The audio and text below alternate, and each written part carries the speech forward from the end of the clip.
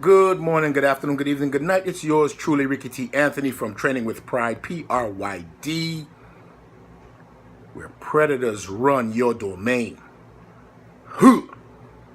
And also the Muscle Central Forum with my boy, Michael Diamond.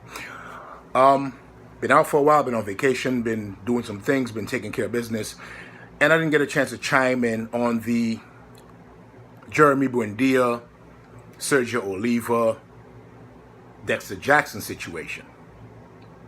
Hey, it happened in June, July, it's September. Ah, well, give me a freaking break. Okay, so here's what it is. I'll try to put it into a nutshell. Jeremy Buendia made some very good comments in his statements about what's going on.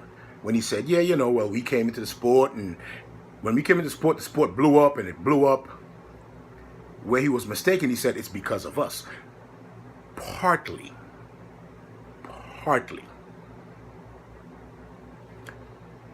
It was mainly because when physique competitors came in, we had this thing that just started to boom called social media.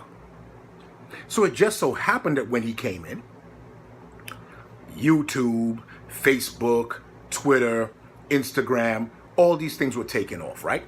It wasn't there when Dorian was competing. It wasn't there when Ronnie Coleman was competing. It wasn't there when Lee Haney was competing in the 80s, early 90s. So, go figure.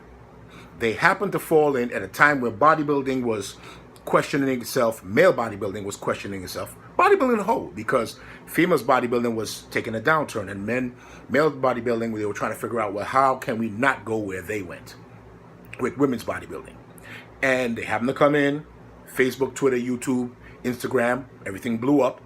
So now you have this. Enter Dexter Jackson. Dexter Jackson made some very good points. On an amateur level and certain pro levels, yes. Physique, men's physique gets a big crowd. They get a lot of competitors. They draw a lot of fans because more competitors, more fans. So if you're in the Joe Blow Texas show and you have 20, 30, 40 guys competing, and each guy brings 5, 10 people, you got a full auditorium. Easy. Everybody yelling and screaming for them, blah, blah, blah, blah. On a pro level, however, who really stacks the house? And my hat's off to Dexter Jackson for bringing that up. Who stacks the house? The men's open class, always. People don't clamor to see to see men's physique on the pro stage as much as they do open men's competitors. Now, enter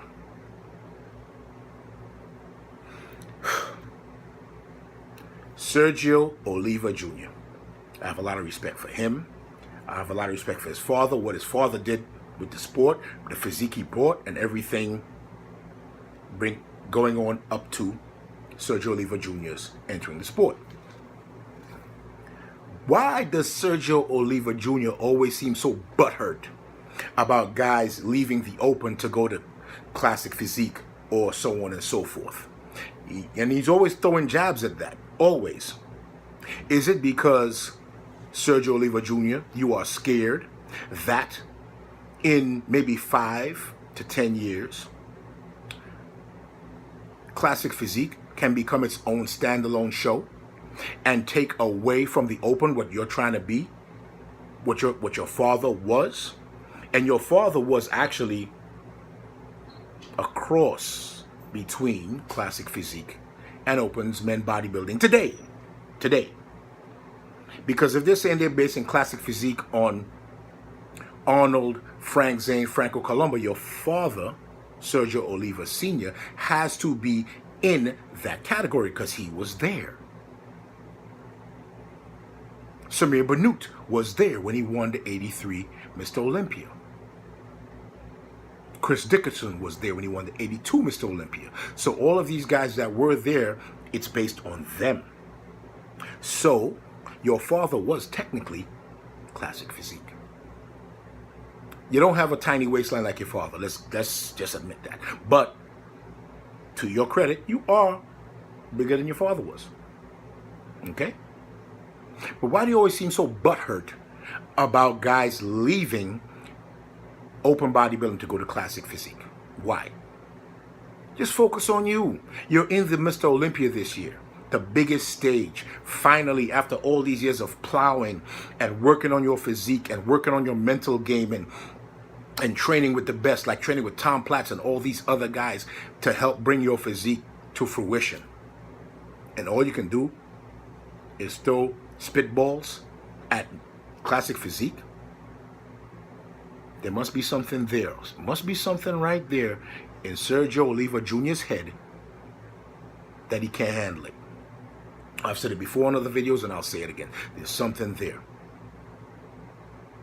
And I will say emphatically, like I've said before, on Muscle Central, on Training with Pryd, that I do believe in 5 to 7 years, classic physique can hold its own standalone shows and bring as big an audience, if not bigger, than open men's bodybuilding. The only question is, will the powers that be and the sponsors pay them? I think the winner of the Olympia should get $30,000 and break it down 30,